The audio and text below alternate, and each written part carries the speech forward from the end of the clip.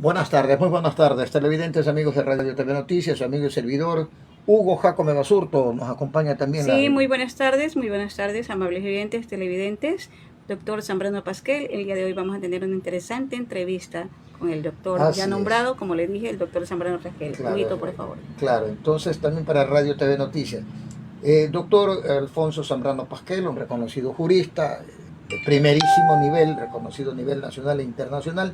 Con él vamos a topar, mi querido doctor, primeramente buenas tardes, 4 temas que son prácticamente el detonante de la opinión pública en los actuales momentos. Parece mentira, pero de lo que yo tengo conocimiento, en ningún gobierno de la historia del país hemos venido de escándalo tras escándalo y otro escándalo, y ahora este es un cóctel de escándalos que nadie sabe para dónde va. El primer escándalo, mi querido doctor, desde su perspectiva, el caso del señor alcalde de la ciudad de Guayaquil, don Aquiles Álvarez.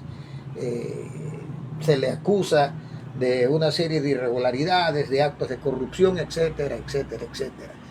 Estamos en esa situación, pero al mismo tiempo hay otro paralelo, el caso Petronovoa, y se huele, a criterio de Aquiles Álvarez, que es una persecución política. ¿Qué criterio tiene, doctor? Bienvenido. Inequívocamente hay una persecución política y judicial contra el alcalde Aquiles Álvarez. También en cierto sector de la comunicación, también una persecución mediática, pero con sin duda la interesa que tiene el alcalde para enfrentar las acusaciones y haber dicho desde el principio: no me voy a esconder, no me voy a callar.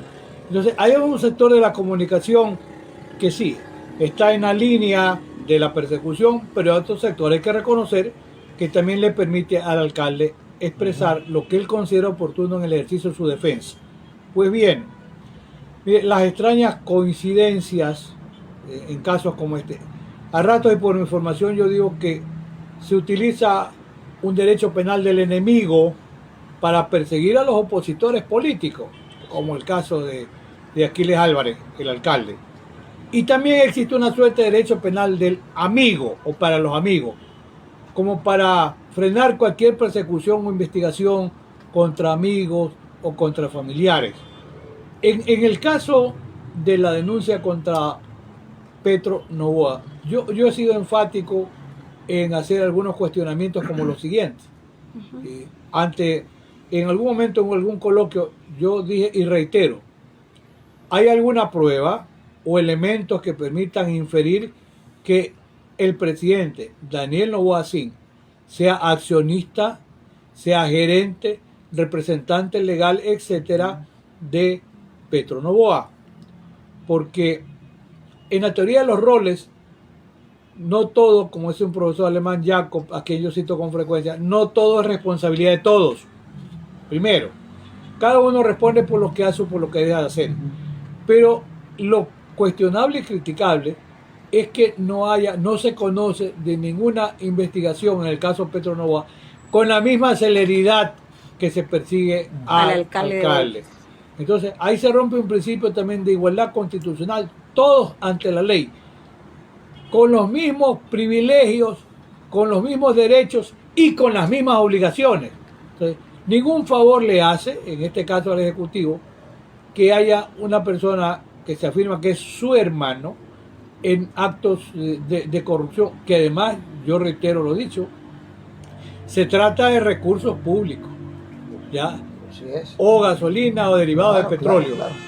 ¿Qué pasa? Que va más allá simplemente del acaparamiento, porque podría ser que se haya abusado de recursos públicos, lo cual va mucho más grave, porque eso podría en su momento permitir o afirmar si está coludido algún funcionario público, que estaríamos ante un caso de peculado que no prescribe, que no importa el tiempo que pase y que tarde o temprano tendrá que ser debidamente investigado, y si hay delito, sancionado quien tenga que responder. Por eso ahí hice una nota aclaratoria en la introducción del comentario.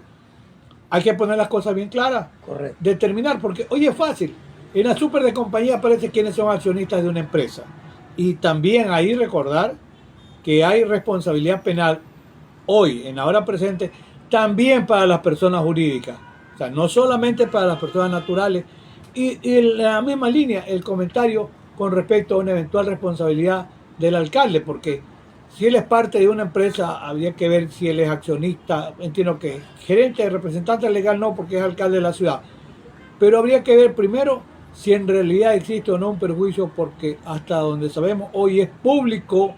Mire, ya hay un proceso, ya no es proceso reservado ni secreto, no, Público, eso ya. porque es un proceso público, porque hay otras personas, como dice el propio alcalde, unas colaboradoras de él, contadoras, como él dice, que las voy a defender a muerte, tiene toda razón.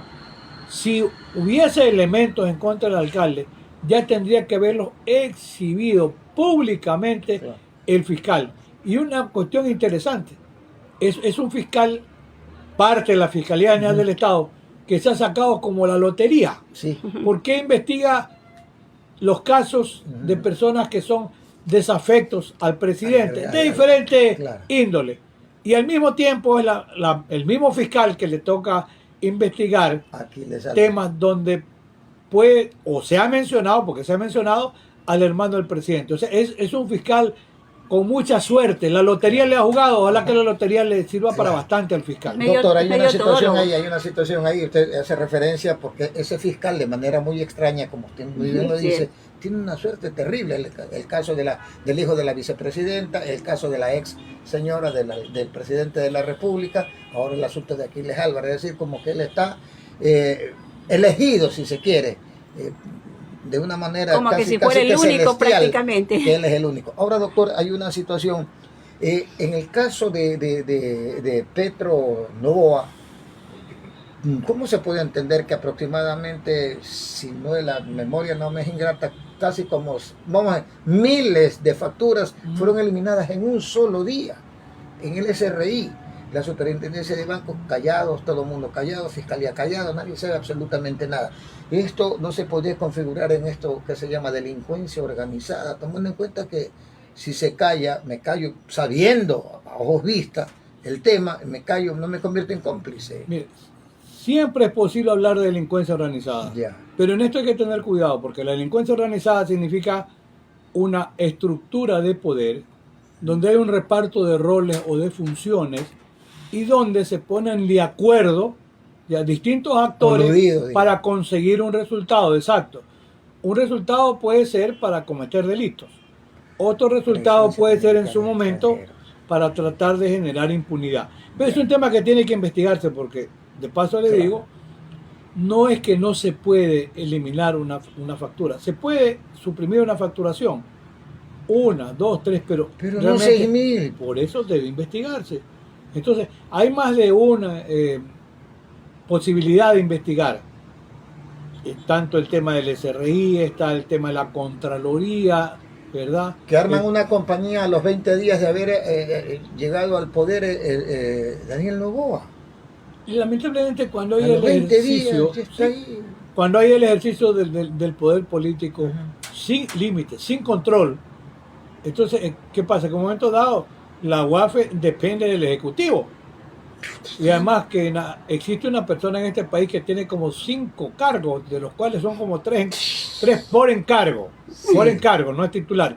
Entonces es un genio, es un todólogo, Es todólogo, ¿no? pero hay que tener cuidado porque qué imparcialidad puede tener un órgano, sí, que debiera ser técnico, que debiera reportar operaciones inusuales e injustificadas, porque si tiene un compromiso muy alto con el poder político que lo designa, simplemente no va a hacer ningún reporte. Así de sencillo. Doctor Zambrano, ¿qué le parece o qué puede decir usted acerca de que el gobierno quiere tener la presencia de militares extranjeros aquí en nuestro país? Para combatir la inseguridad y todo. A ver. Para combatir la seguridad. Yo he sido enfático y reitero, primero, toda cooperación es importante. Claro. Hay que marcar el límite de la cooperación con tiempo. Y yo he dicho, a ver, cooperación para asesoría, para entrenamiento, para apoyo logístico, que el apoyo logístico es muy caro, requiere técnicos con conocimientos que puedan manejar bien herramientas, inteligencia artificial. Esa es una inversión costosa. Y sí, hay países dispuestos a cooperar con el Ecuador. Yo personalmente he dicho bienvenido. Eso no significa renuncia a la soberanía de ninguna manera. No, no vamos con una lectura Ya. que ahí se donaría como una lectura política equivocada. Pero hoy, a ver, se decía en principio que era la Revolución Ciudadana a la que se oponía porque están de acuerdo con los narcos. Ya se le echó abajo el castillo. ¿Por qué? Era un castillo de naipes, además. Claro. ¿Por qué? Porque la Asamblea ha dicho, estamos de acuerdo, pero ha dicho, a ver, ¿en qué va a consistir la cooperación? Claro. Y dos, algo importante, tiene que decir la señora ministra encargada qué países están dispuestos a cooperar con el Ecuador. Ya. ¿Cuánto va a significar en el aspecto hasta económico la cooperación y en el aspecto cualitativo? ¿Ya? ¿Quiénes van a venir? Mire, quitémonos la idea de la cabeza que van a venir militares extranjeros como Rambo a elevarla en la nuca a los narcos. Eso es mentira, no es para ahí, no va por ahí. Doctor, pero también nosotros tenemos nuestros militares, pues también. Sí, ¿Por qué tendría necesario que vengan militares de otras partes? Quiere decir que nosotros no estamos bien organizados en eso, pues. Pero siempre el entrenamiento es importante. Claro. Tanto así que hay escuelas incluso de formación, porque la formación que reciben, por ejemplo, los policías en Ecuador, la mejor formación la reciben en la Escuela de Carabineros de Chile. ¿Ya? Entonces, claro, la tecnología es importante. El ejército en su momento iba a la Escuela de la América que funcionaba en Panamá. Había algún sesgo político ahí, pero la formación la reciben sin duda en los centros de capacitación y de alto rendimiento en estrategia militar. Yo no veo ningún problema en eso, pero las reglas deben ser claras y debe decir la ministra, porque no nos dice qué países en realidad están dispuestos o no a ayudar al Ecuador en este tema. Ya, ahora, doctor, esto de alguna manera u otra no denota o hace, se expone, digamos, de manera patética de que el famoso Plan Fénix definitivamente o no existió o es un fracaso, porque los resultados prácticamente son totalmente funestos a las expectativas negativos totalmente. Claro, porque, mire, la semana anterior a la que estamos corriendo, fin de semana, hubo 27 muertes violentas en Guayaquil. Es decir, llegamos a un nivel, se ha desbordado, y no solo son personas civiles, hay policías asesinados, hay militares asesinados. Niños. Niños. Mire, es que el Plan Fénix nunca existió. Se lo mencionó porque fue una suerte de cliché de campaña. Y se pone un videíto y vamos como Rambo con el Plan Fénix. No, el Plan Fénix nunca existió. Y cuando se lo quiso armar sobre la marcha, no había la suficiente asesoría para tener un verdadero plan de política criminal en materia de seguridad, que eso es fundamental. Y yo sigo insistiendo, se sacrificó al mejor ministro que tenía el gobierno del presidente Daniel Noboa, la doctora Mónica Palencia Núñez, sin duda, era el mejor ministro y se sacrificó al mejor ministro por motivaciones políticas, porque la conozco en lo personal, no creo que se haya ido ni por miedo ni por decepción, simplemente se cumplió su ciclo, pero se pone por pocos días a una persona altamente cuestionada, un general de la policía que estuvo relacionado incluso en tema de delincuencia organizada con el patrón Norero. Y además con una de las amantes de Fito. Es decir, fíjese que no sé si el presidente no tiene buenos asesores o no acepta asesoría. O no se deja asesorar prácticamente. Porque era importante conocer el perfil a quién está llevando. Fue un desastre. Y se fue el ministro, ese sí sin pena ni gloria, con el argumento, bueno, que estaba el papá enfermo, ojalá que el papá se recupere rápido. Y usted aprecia que se designa a otro ministro, un señor que entiendo que es experto, tiene una compañía de seguridad, algo de transporte, no interesa si no tiene ningún título de CNC, ¿ya? El señor Reinberg, ¿ya? Que no registra título en CNC, no importa. Pero lo primero que hace, a ver, la cúpula policial va y le reclama iradamente y le dice un coronel de la policía, le dice, nosotros atendemos, nosotros sí nos jugamos la vida con lo poco que nos da el gobierno. O nada. O nada. Entonces, ¿qué dice? Se van todos. Nadie ha renunciado, nadie ha puesto su cargo de disponibilidad. ¿Por qué? Porque también hay un malestar al interior de la policía, por un lado, en lo que tiene que ver con la actuación desastrosa del ministro del Interior, que dice, estamos aquí para combatirlo, vamos a enfrentar al enemigo. Tenemos los resultados, dice, ¿dónde están los resultados? Le va a reclamar a los policías y en su momento entiendo también a los militares, y el tema de los militares es un capítulo aparte por lo último que acaba de suceder con el tema de chalecos y los cascos de justamente protección. ese tema iba, doctor, ya que estamos hablando de las fuerzas públicas, policías y militares. Oiga, este otro escándalo que ya prácticamente raya en la locura, discúlpenme el término, sabiendo en qué situación estamos en lo que tiene que ver con el asunto de la seguridad, se hacen contratos a través de una veterinaria, perdonen, para conseguir cascos de cartón y chalecos de cartón para los miembros que hacen seguridad en este país. Esto es una cuestión, mira, absurda. La historia no miente. En el año 1961, hace 64 años, Ecuador experimentó un escándalo grande, gigante. ¿Por qué? Por la compra de armamento militar para las Fuerzas Armadas, tanques de guerra, etcétera, que no servían para nada, chatarra, el caso chatarra. Por eso el caso Chatarra. El caso Chatarra le costó la presidencia al doctor José María Velasco Ibarra. Ese va por ese escándalo, donde se decía incluso que había algún sobrino de él involucrado. El ministro de gobierno, si mal no recuerdo, de defensa era Benjamín Terán Barea. Después del caso Chatarra, nacieron algunas grandes fortunas en el Ecuador que hasta hoy se mantienen. Ahí están los nombres. Pero ¿qué ocurre? Incluso había un monumento en Quito, frente a la Universidad Central, por la chatarra. Sí, hubo personas procesadas, pero el país no se ha olvidado de lo que significó el caso Chatarra. ¿Y quién fue el denunciante del caso Chatarra? El vicepresidente de la República, el doctor Carlos Julio Semena Monroy, a quien después lo persigue el doctor Velasco Ibarra, incluso lo mete preso.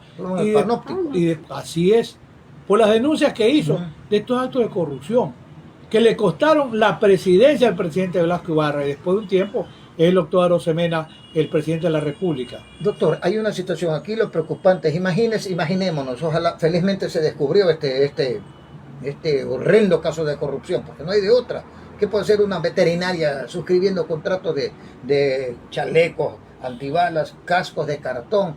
Esto no hay conmiseración con los pobres policías que salen, ponen el pecho todos los días, se enfrentan a la delincuencia. ¿Con qué garantía le estamos garantizándole la vida, perdón de la redundancia? A ver, don Hugo, mire, esa empresa, que tiene 3 o 4 nombres en inglés, estaría representada por una señora que es veterinaria, ese es su título, ¿ya? Pero, ¿qué hay el montón de sospecha? Porque cuando se lo escucha al ministro del Interior tratar de legitimar la adquisición. La Gasca, ¿no? No, del Interior es Lofredo. Lofredo, perdón. De la Gasca no tiene nada que ver. Sí, no, tranquilo. Sí. A ver. Giancarlo Lofredo. Así es, mire, esa compañía, esa empresa, fue declarada contratista incumplido en un contrato de suministro de balas de municiones para la Policía Nacional. Sin embargo, los ¿ya? contratan. Y fue declarado incumplido e incluso intentaron que se les pague, y allí se opuso la doctora Mónica Palencia y finalmente no pagó un centavo el Estado ecuatoriano. Bueno, un contratista incumplido que está, por lo que se dice ahora, inhabilitado 5 años para poder contratar con el Estado. ¿Cómo es que no tiene asesores el ministro del Interior, Giancarlo Lofredo? No ven la inhabilitación. Por eso, para hablar desde el punto de vista eminentemente jurídico en principio. Correcto. Una empresa inhabilitada para contratar con el Estado. No puede volver a contratar. Así es. Entonces, ahora dice el ministro es que no sabe, que él no sabía, que están investigando, que quieren saber si en verdad está o no inhabilitada. Pero perdón, eso lo hace usted en la fase previa de la contratación. No después. No en este momento. Exacto. Escúcheme. Ese es el aspecto eminentemente jurídico de la inhabilitación. Y además, el mismo hecho de estar gerenciada por una persona que se dedica a ayudar a que cuide Una bien a caja de los 12. animalitos, la señora que es veterinaria, De 12. pero Uy, ahí de sí. cara a la Mi hijo realidad, le llama, mi hijo le llama. ¿verdad? De adulto. Yo he escuchado hoy en la desesperación del ministro Lofredo de tratar Yo le de escribo ya mismo. justificar y legitimar Estoy en- ese contrato, un contrato que suena a ser medio trucho, que porque, a ver, ¿quiénes intervienen por parte de la compañía? La doctora, la veterinaria, Claro, y un delegado del ministro, que un delegado es su amigo. por supuesto. No hay un delegado representante de las Fuerzas Armadas, llámase Marina, Ejército, Que son los Aviación, que deberían estar allí. debieran estar allí, primero. En segundo lugar, se afirma que tenían que practicarse pruebas de campo para determinar la idoneidad de lo que se compraba. Claro. Porque nos estamos olvidando, ese contrato representa 34 millones de dólares. 34 millones de dólares. ¿Y qué ocurre al final de la jornada? Yo ya le escuché decir al ministro algo como que habían hecho pruebas de campo, que las exhiban. ¿Quiénes hicieron las pruebas de campo? ¿Y quiénes Porque estuvieron?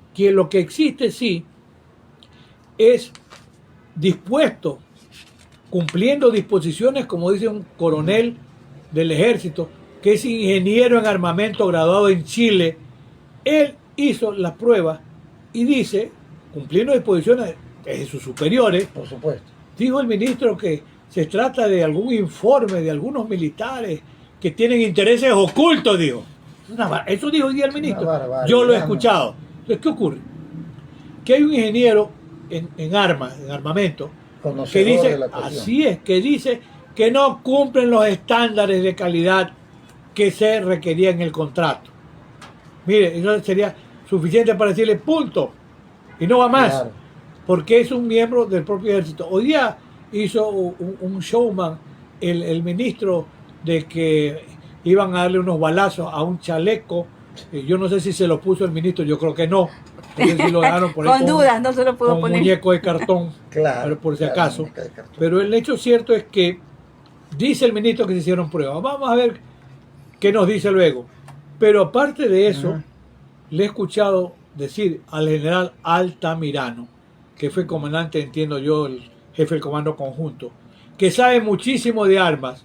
Y él dijo que en el Ecuador no hay la manera de hacer la verificación de la calidad de los cascos, porque eso requiere otra tecnología que no hay en el Ecuador. Que lo de los chalecos sí es posible, pero que quien ha hecho el informe es un coronel del ejército, que es ingeniero en armamento graduado en Chile. Lo he escuchado decir al general Altamirano. Por eso él dice, tengo muchas dudas sobre la seriedad de ese contrato. Ese con Y tiene conocimiento. que ser, claro, tiene que ser aclarado. Porque además, y esto es lo importante y en el mensaje, está en juego la vida de militares. Los militares. Porque mire, eso era para dar protección, chalecos y los cascos de cartón. aproximadamente a 30.000 militares. De los poco menos de 40.000, el resto hará pues seguramente trabajo administrativo. Claro. Pero son militares que van a estar en territorio, Claro, en primera en línea. esas condiciones de altísimo riesgo y de inseguridad. ¿Por qué? Porque no se manejan la contratación pública con seriedad y con honestidad. Negligencia criminal, quizá, ignorancia criminal, no sé, pero Bueno. alguien tiene que pagar aquí. Mire, pues. que si hay abuso de dineros públicos, hay especulado. Y tiene que no impedir un acontecimiento, y lo vuelvo a repetir, lo digo Lo con convierte en frecuencia, no impedir un acontecimiento cuando se tiene la obligación jurídica de impedirlo, equivale a ocasionarlo. Aquí, claro, mire, en razón del riesgo surge la necesidad de la protección mayor. Bueno, hace apenas 2 semanas asesinaron A un teniente al coronel. teniente coronel Cedeño, a pocos metros de la penitenciaria del litoral, Imagínese. a Porfirio Cedeño, a las 2 de la tarde. A ver, solamente siendo un objetivo de alto riesgo, el jefe de inteligencia que trabajaba en Durán, Si a él le matan, no digamos a un... solamente con la escolta que era el chofer, nadie más. Señores, ¿quiénes sabían que el coronel Porfirio Cedeño estaba ahí, viajando que iba para Manta. Cuidado, cuidado y cuidado. Surgió esa información y permitieron que se lo asesinen. No sé por qué. Pero la situación se vuelve sumamente complicada y nos hace entrar en el campo también de esa duda. ¿Cómo se deja un teniente coronel de inteligencia desprotegido? Desprotegido. Doctor, otro tema muy importante que de verdad se debería hablar sobre el tema de la desdolarización. A ver, en los tiempos que se vienen, como estamos en época de campaña, hay que revisar a veces hechos históricos. En su momento yo recuerdo que el presidente Correa sí dijo en su momento que no era partidario de la dolarización, pero que era una realidad. Era una realidad. Entonces, y hoy cuando se le pregunta, y lo mismo pasa con el candidato a la vicepresidencia, Diego Bora, él dice, sí, alguna vez yo expresé que no fue la mejor decisión, pero que fue una decisión tomada. Y hoy nadie piensa, como plan de gobierno, desdolarizar, porque eso sería un caos y sería un quiebre para la economía, para la confianza. ¿Quién va a querer invertir en un país que ha tenido durante 25 años la dolarización, por supuesto en vigencia, que hubiera sido, mire, si no se dolariza el Ecuador, el nivel de inflación hubiera sido horroroso como pasó en Argentina? Para mí la dolarización fue una bendición para tratar de tener mecanismos de contención. Dolorosa pero necesaria. Pero necesaria. En su momento fue dolorosa, pero después fue muy necesaria. Pero hay que mantenerla. Si no, nadie les quiere prestar y va a decir, señor, yo no confío en este cuadro. O sea, ese es un argumento tanto así que la propia bancada correísta tiene un proyecto de ley para que se reconozca que el dólar es la moneda oficial del Ecuador. Y que se fortalezca. Así incluso. Se fortalezca incluso la credibilidad en el dólar. Y en la misma línea, así como se hablaba de la presencia de la cooperación, que también es importante, con reglas claras, la desdolarización, ya ha dicho la bancada correísta que no va, pero ahora, lo dicen porque estamos en campaña. No, ese señor no está en nuestra propuesta, al igual que pasa con el tema de la ley de comunicación, que a muchos preocupa. Personalmente, yo repudié la ley de comunicación que existió, a la que se llamó ley Mordaza, porque una ley de comunicación en malas manos tiene resultados desastrosos. Es verdad, aunque no les guste a muchos o a pocos, hubo persecución a algunos comunicadores y a algunos medios de comunicación. La ley no debe ser un mecanismo para perseguir a nadie. Por eso es que yo no sé si sea tan importante o no. Para empezar, ya ha dicho también la bancada de la Revolución Ciudadana que ellos no tienen ningún proyecto de nueva ley de comunicación, ya han sido enfáticos, no hay proyecto. Pero yo me pongo a pensar, ¿será necesario o no? De pronto, no. Pero en el evento de que existiera una ley de comunicación, hay que exigir que se cumpla con los estándares del sistema interamericano de derechos humanos, y lo resumo muy brevemente. Kimmel versus Argentina, el año 2005. La Corte Interamericana condena al Estado argentino porque utilizó el sistema penal para imponerle una pena de cárcel a Kimmel, un periodista argentino, sociólogo e investigador, que hizo cuestionamiento de la dictadura militar y una reparación económica. Finalmente, la Corte Interamericana dijo, no es la vía penal la vía adecuada. Y pongamos las normas claras. Quien hace comunicación, los comentarios, y cualquier persona, un comentario, una opinión, sí, hay que respetar el derecho a la libertad de información, de opinión y de expresión. Pero también hay que respetar el derecho a la honra, a la dignidad y al prestigio de cualquier ciudadano. Yo sigo sosteniendo, no es imprescindible una nueva ley de comunicación, pero si lo hubiera, las responsabilidades solamente tienen que quedarse en el ámbito civil y no en el ámbito penal. Dicho gráficamente, jamás cárcel. ¿Por qué? Porque incluso se abuse del derecho a la libertad de información, de opinión y de expresión. Hay sí que reparar cuando es necesario, no debe haber censura previa, pero sí responsabilidad civil posterior y nada más. Doctor, muchísimas gracias por estas estas didácticas explicaciones que nos da sobre estos temas que son absolutamente puntuales. Y es más, la opinión pública tiene que empaparse con objetividad de estas temáticas. Obviamente no tienen los elementos técnicos, pero sí el sentido común. Y eso es lo que lamentablemente no existe y ojalá sea rescatable hasta las próximas elecciones. Doctor, de mi Muchas parte gracias. también, muchísimas gracias. Bueno, una despedida para todo el público, todo lo que nos está escuchando y nos está viendo. Un mensaje. Un mensaje. Bueno, hay que seguir confiando que vendrán días mejores, primero. En segundo lugar, ante la inminencia de un feriado, tenemos que empezar a cuidarnos también de manera individual. Por supuesto.